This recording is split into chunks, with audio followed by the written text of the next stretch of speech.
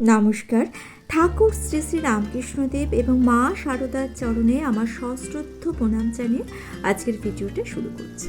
আমাদের সমাজের প্রত্যেকটা মানুষের একটা সুপ্ত ইচ্ছা হচ্ছে সে সম্মান এবং ভালোবাসা পেতে চায়, কিন্তু প্রশ্ন হচ্ছে আপনি সম্মান কখন পাবেন?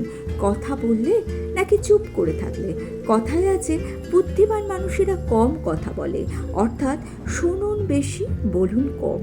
তবে সব জায়গায় তো চুপ করে থাকা সম্ভব নয়। সব জায়গায় যদি আপনি চুপ করে থাকেন তাহলে আপনার চুপ করে থাকাটা মানুষ আপনার দুর্বলতা মনে করবে। তাহলে আমাদের জানতে হবে নিজের সম্মান বজায় রাখতে কোথায় আপনি কথা বলবেন আর কোথায় আপনি চুপ করে। বিশেষ কিছু ক্ষেত্রে কথা বলতে হয়, আবার কোনো কোনো ক্ষেত্রে কথা না বলে চুপ করে থাকাটাই বুদ্ধিমানের কাজ হয়। উদাহরণস্বরূপ ব্যাপারটা একটু বুঝিয়ে বলি। আমরা সকলেই জানি ঈশ্বরচন্দ্র বিদ্যাসাগর মহাশয় ছিলেন জ্ঞানের সাগর। তিনি যেখানে যেতেন সেখানেই তিনি বক্তা হয়ে উঠতেন, অন্যেরা হতেন শ্রোতা। তার জ্ঞান, তার সামাজিক কল্যাণমূলক ভাবধারা তিনি সকলের মধ্যে বিতরণ করতেন। অজ্ঞানতার অন্ধকার থেকে মানুষকে জ্ঞানের আলো দেখাতে তিনি সকলের সামনে প্রধান ভূমিকা নিতেন। কিন্তু বিদ্যাসাগর মহাশয়ের সঙ্গে যখন শ্রী শ্রী ঠাকুর রামকৃষ্ণদেবের দেখা হতো এবং অনেক সময় ধরে কথা হতো, তখন বিদ্যাসাগর মহাশয় থাকতেন চুপ। তিনি তখন শ্রোতার ভূমিকা গ্রহণ করতেন, আর বক্তা থাকতেন শ্রী শ্রী ঠাকুর রামকৃষ্ণদেব। ঠাকুরের মনোমুগ্ধকর কথা বিদ্যাসাগর মহাশয়ের অন্তরকে স্পর্শ করত। তিনি ঠাকুরের অমৃত সুধা অর্থাৎ অমৃত বাণী আকণ্ঠ পান করতেন। সেখানে তিনি বক্তা হয়ে নিজেকে অমৃত সুধা পান করা থেকে বঞ্চিত করতে পারতেন না।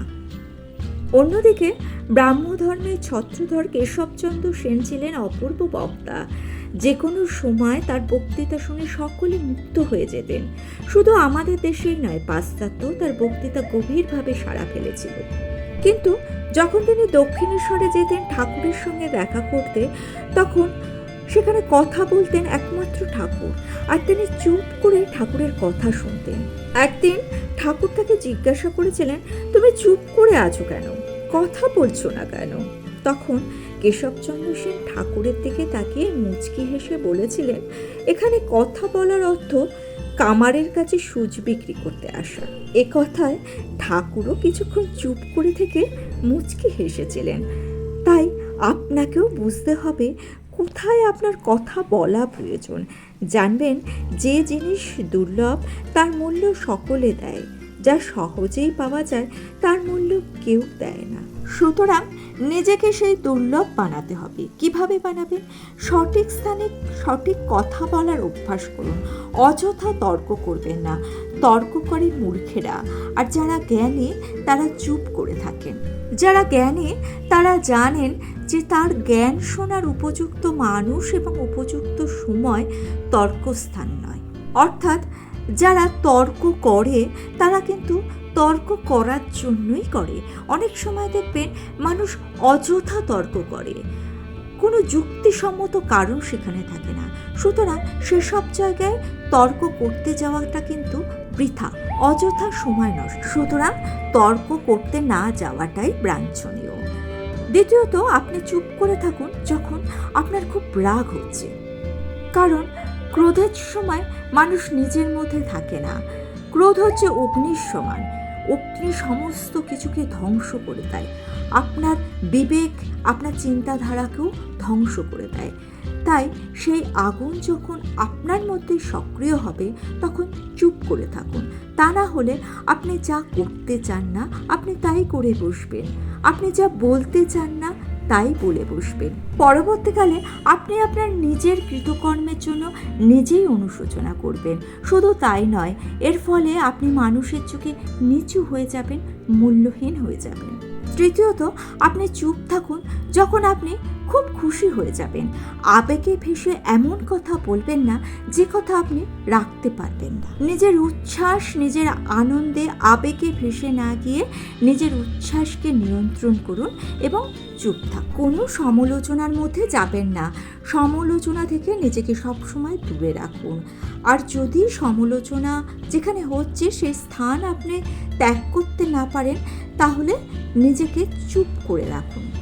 খুব কম সময় হলেও একটুখানি সময় রাখুন, যেখানে আপনি নিজেকে ঈশ্বরের কাছে সমর্পণ করুন। ভগবানের কাছে কিছুটা সময় যদি আপনি হাত জোর করে দাঁড়ান, তাহলে আপনার মনটা শান্ত হবে। আমাদের মনকে শান্ত করা আমাদের প্রত্যেকের প্রয়োজন। শরীরের যত্ন আমরা সকলে নিই, কিন্তু মনের যত্ন আমরা কজন নেই বলুন তো? মনের যত্নও নিতে হয়। আর মনের যত্ন নেওয়ার একটি বিশেষ উপায় হচ্ছে ঈশ্বরের কাছে বা ইষ্ট দেবতার সামনে কিছুক্ষণ দাঁড়িয়ে থেকে মনকে শান্ত করা। মন যদি শান্ত থাকে, তাহলে মনের স্বাভাবিক আবেগগুলো অর্থাৎ ক্রোধ, ভালোবাসা, আনন্দ, এসব আবেগগুলোকে আপনি নিজের নিয়ন্ত্রণে রাখতে পারেন। পঞ্চমত, যেখানে সবাই অনেক অনেক কথা বলছে, সেখানে আপনি চুপ করে থেকে সকলের কথা শুনুন। তাহলে আপনি অনেক কিছু শিখতে পারবেন। জীবনের প্রত্যেকটা মুহূর্তকে জ্ঞান অর্জনে ব্যস্ত রাখুন। জীবনের শিক্ষা কোনো বই থেকে পাওয়া যায় না, জীবনের শিক্ষা পেতে হয় জীবন থেকেই। যে কোনো কারোর থেকে কিন্তু যে কোনো শিক্ষা আপনি নিতে পারেন। আপনি জানেন না, এটা বলার মধ্যে কোনো লজ্জা নেই। সবাই সব বিষয়ে পারদর্শী হবে এরকম কোনো কথা নেই। যার যে বিষয়ে জ্ঞান আছে, আপনি তার থেকে সেই জ্ঞানটাই নেওয়ার চেষ্টা করুন। যে বিষয়ে আপনি জানেন না, সেই বিষয়ে কোনো মন্তব্য করবেন না। অন্যথায় নিজেকে সকলের সামনে হাস্যাস্পদ করে তুলবেন। চুপ থাকলে আপনারই লাভ, কারণ এতে আপনার জ্ঞানের সীমা বাড়বে। আপনার নিজের বক্তব্য, নিজের চিন্তাধারা অন্য কারোর ওপর চাপিয়ে দেওয়ার চেষ্টা করবেন না। আপনি যুক্তিসম্মতভাবে নিজের বক্তব্যকে রাখতেই পারেন, কিন্তু অন্যেরা সেটা মানবে না সেটা তাদের বিষয়। আপনি কারোর ওপর কিছু চাপিয়ে দেওয়ার চেষ্টা করবেন না। ঠাকুরের সঙ্গে যখন স্বামী বিবেকানন্দের দেখা হয়েছিল, বিবেকানন্দ ছিলেন ঈশ্বরে অবিশ্বাসী। পাশ্চাত্য শিক্ষায় শিক্ষিত বিবেকানন্দ মূর্তি পুজোয় বিশ্বাস করতেন না। ঠাকুর কিন্তু জোর করে কখনো স্বামী বিবেকানন্দকে বোঝাতে যাননি ঈশ্বর আছেন।